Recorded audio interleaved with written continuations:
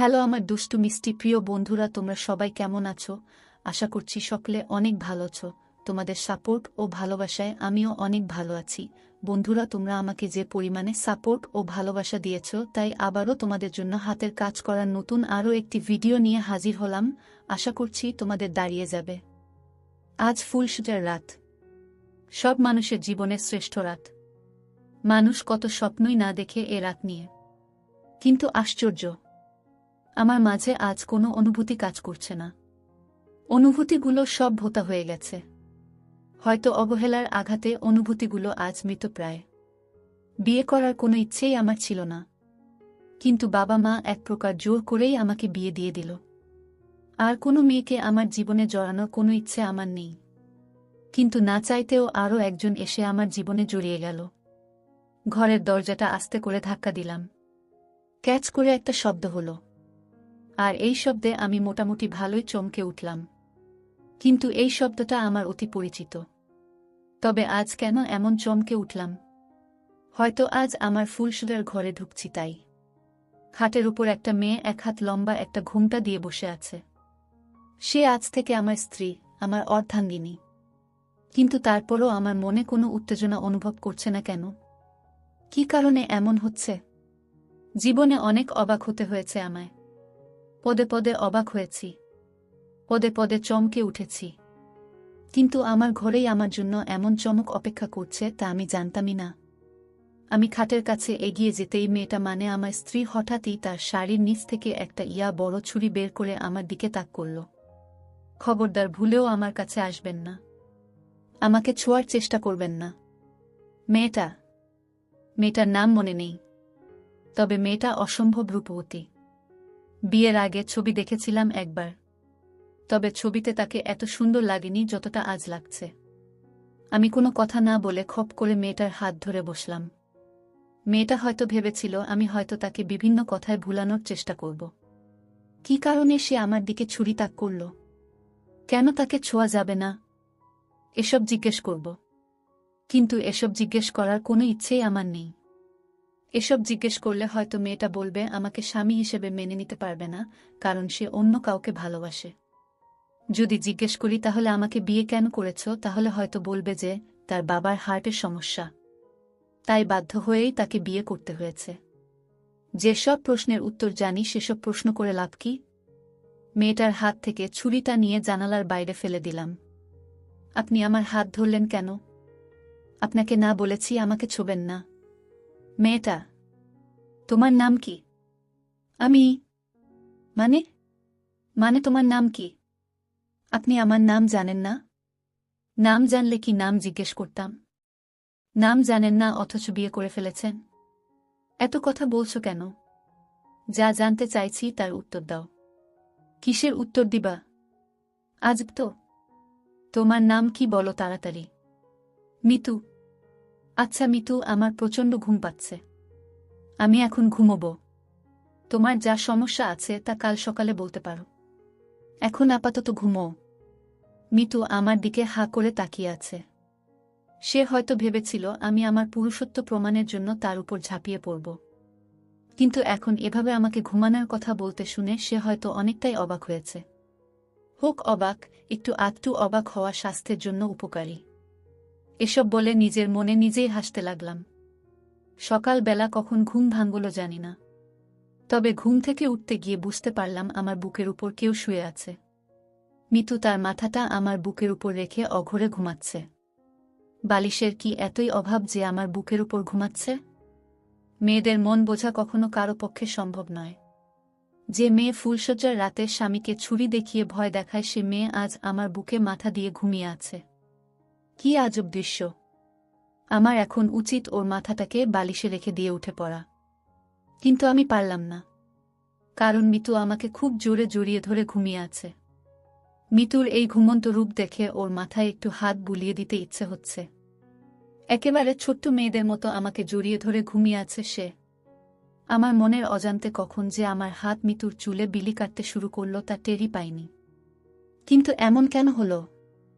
আমি তো চাই না আর কোনো মায়ার বাঁধনে জড়াতে, কিন্তু তারপরও কেন মনে হচ্ছে মিতু নামের এই মেয়েটার কপালে একটা ছোট চুমু এঁকে দেই। কেন মনে হচ্ছে মিতু নামের এই মেয়েটা আমাকে পাগলের মতো ভালোবাসবে? তার এভাবে জড়িয়ে ধরে ঘুমোনো তাই প্রমাণ করছে। তাহলে কি আমার হারানো অনুভূতিগুলো আবারও ফিরে আসছে? যে অনুভূতিগুলো ফিরে পেতে কত রাত জেগে কাটিয়েছি, কিন্তু ফিরে আসেনি। কিন্তু শুধুমাত্র এক রাতেই মিতু তা আমাকে ফিরিয়ে দিয়েছে, তাও কোনো ঘনিষ্ঠতা ছাড়াই। আমি মিতুর চুলে আঁকিবুকি কাটছি, এমন সময় মিতুর ঘুম ভেঙে গেল। ঘুম ভাঙতেই সে লজ্জামাখা একটা হাসি দিল। হয়তো আমি তাকে আমার বুকে ঘুমাতে দেখে ফেলেছি তাই। রাতে ছুরি নিয়ে ভয় দেখিয়েছ, সকালে বুকের উপর ঘুমোলে। ঘটনা কি? ঘটনা কিছুই না। মিতু, তাহলে রাতে ছুরি দেখালে কেন? খুব ভয় পেয়েছিলাম তাই। ভয় পেয়েছিলে? কিন্তু কেন? জানি না। এত প্রশ্ন করছেন কেন? আমি কি আপনার বিয়ে করাবো? কি ব্যাপার, থেমে গেলে কেন? চুপচাপ। শুধু মুচকি হাসি। হাসছ কেন? আপনাকে একটা কথা বলি? বলে ফেলো, কান খোলা আছে। আমি একজনকে খুব ভালোবাসি। আগেই জানতাম আমি। নয়তো ফুলসজ্জার রাতে কোনো স্ত্রী তার স্বামীকে ছুরি দিয়ে ভয় দেখায় না। ছেলেটা কে? কি করে? উহু বলবে না। বলবে না কেন? কারণ আপনি খুব খারাপ। পুরো কথা না শুনে আপনি বকবক করে এতগুলো কথা বলেন কেন? আমি আবার কি বললাম? আমি একজনকে ভালোবাসি। তো? আমি আপনাকে ভালোবাসি বলেই বালিশের আড়ালে মুখ লুকোল। এবার আমি নিশ্চুপ। আপনাকে আরেকটা কথা বলি? বলো। আমি কিন্তু প্রতিদিন আপনার বুকে মাথা রেখে ঘুমোবা। আপনি কিন্তু বারণ করতে পারবেন না। কথাগুলো শুনে আমি ওর মুখের দিকে তাকিয়ে রইলাম কিছুক্ষণ। এই ফাঁকে সে টুক করে বিছানা ছেড়ে এক ছুটে ঘরের বাইরে চলে গেল। ওর বাইরে যাওয়ার আগে শুধু ওর লজ্জারাঙা মুখে এক অনাবিল আনন্দের হাসি দেখতে পেলাম, যা হয়তো শরীরী মিলনের আনন্দের চেয়ে কয়েক কোটি গুণ বেশি আনন্দের, শান্তির আর ভালোবাসার। আমি আর কিছু বললাম না, শুধু মিতুর মুখের দিকে তাকিয়ে রইলাম। আবারও আমি কোনো মেয়ের মায়াজালে আটকে গেছি। তবে এবার কোন ছলনাময়ীর জালে আটকে পড়িনি, পড়েছি কোনো এক মায়াবতীর জালে। বন্ধুরা, আজকের গল্পটি এই পর্যন্ত। আশা করছি গল্পটি তোমাদের অনেক ভালো লেগেছে। ভালো লাগলে অবশ্যই চ্যানেলটিকে সাবস্ক্রাইব এবং ভিডিওটিতে লাইক করতে ভুলবেন না। ভালো থাকবেন সবাই, কথা হবে পরবর্তী নতুন ভিডিওতে। Bye bye. অর্পিতা সপ্তাহ খানেক আগে ধর্ষণের শিকার হয়। হায়নার দল ওর ইজ্জত চুষে খেয়েছে। এই কথা কি করে প্রেমিক আবিরকে বলবে? ওর তো আর ইজ্জত নেই। তাই প্রেমিক আবিরের সাথে আর দেখাও করছে না, ফোনও রিসিভ করছে না। ওদিকে প্রেমিক আবির চিন্তা করছে না জানি অর্পিতার কি হয়ে গেছে। শত শতবার ফোন করেও অর্পিতাকে পাচ্ছে না। অর্পিতা কলেজেও আসছে না। আবির ওর বন্ধুদের কাছ থেকে বাড়ির ঠিকানাটা নিয়ে অর্পিতার বাড়ির কড়া নাড়ল। কিন্তু না, অর্পিতা ভাবল আমার তো ইজ্জত নেই। আমি কোনো লজ্জায় আবিরের সামনে গিয়ে বলল আমি ধর্ষণের শিকার হয়েছি। এই লজ্জায় অর্পিতা দরজা খুলল না। আবির প্রায় 2 ঘন্টা দাঁড়িয়ে থেকে শেষ ফল বাড়ি ফিরে যেতে বাধ্য হল। অর্পিতা জানালার ছিদ্র দিয়ে আবিরকে দেখছে আর মুখ চেপে অশ্রু গড়ায় পড়ছে। অর্পিতা ফার্মেসি থেকে ইনজেকশন কিনে বাড়ি ফিরছে। আবিরও ওই পথ দিয়ে আসছিল। অর্পিতাকে দেখে আবির একটু দ্রুত অর্পিতার দিকে এগিয়ে গেল। আবির অর্পিতার সামনে দাঁড়িয়ে গেল। আবির, কি হয়েছে তোমার? আমার সাথে দেখা করছো না, ফোনও রিসিভ করছো না। অর্পিতা, পথ ছাড়ো, আমাকে বাড়ি যেতে হবে। আবির, এভাবে কেন কথা বলছো? অর্পিতা, আমার তাড়া আছে, কোনো কথা বলতে পারবো না। আবির, কেউ কিছু বলেছে? অর্পিতা, আমি কোনো কথা বলতে চাই না। পথ ছাড়ো দয়া করে। আবির, অর্পিতা, তুমি এমন কেন করছো? আমার ভুল হলে বলো, আমি ক্ষমা চাইছি। অর্পিতা, আমার পথ ছাড়বে না কি? আবির, আমি তো তোমার কোনো ক্ষতি করিনি, আর যদি অজান্তে তোমাকে কষ্ট দিয়ে থাকি তাহলে আমাকে মাফ করে দাও। অর্পিতা, তুমি আমার পথ ছাড়বে না কি? জোরালভাবে। আবির বাধ্য হয়ে অর্পিতার সামনে থেকে সরে দাঁড়াল। অর্পিতা বাড়ি যেয়ে অজস্র কান্নায় ঢলে পড়ল।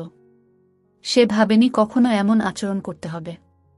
অর্পিতা ধর্ষণের শিকার হয়েছে, এটার জন্য প্রেমিক আবিরের সাথে খারাপ আচরণ করতে বাধ্য হল। ওদিকে আবির নিজের ভুল কোথায় তা খুঁটিয়েও পাচ্ছে না। আবির ভাবল, অর্পিতা কি অন্য কারো হাত ধরল নাকি? ছি ছি, আমি কি ভাবছি, অর্পিতা এমন হতে পারে না। আবির একা একাই এসব বলছে। এভাবে প্রায় বেশ কয়েক মাস কেটে গেল, তবুও অর্পিতা কলেজ আসছে না। ওইদিকে আবির পাগলের মতো আচরণ করছে। অর্পিতা কেন যে এমন আচরণ করছে তা বুঝে উঠতে পারেন আবির। অর্পিতার অভাবে নিজেকে নেশার সাথে জড়ায় ফেলেছে। এখন যেন নেশার মাঝে অর্পিতাকে খুঁজে পাচ্ছে। এমনটি অর্পিতা ভাবল এতদিনে হয়তো আবির আমাকে ভুলে গেছে।